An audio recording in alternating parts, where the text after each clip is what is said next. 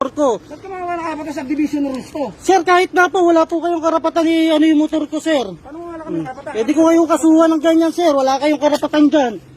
Sir, wala po kayong karapatan. Sige, follow nyo po.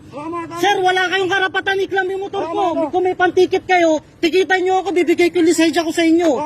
Sir, wala kayong karapatan. Maniwala po kayo sa akin.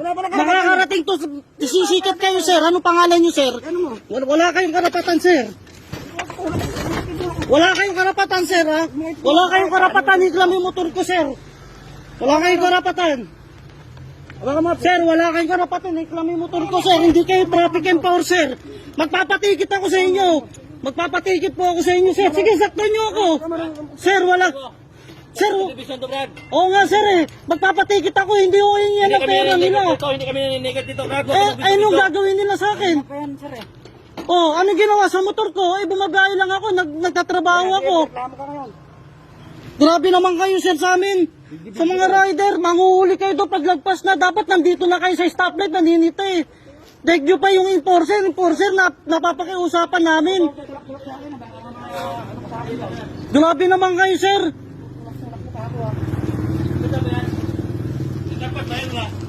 Yung karpas mo.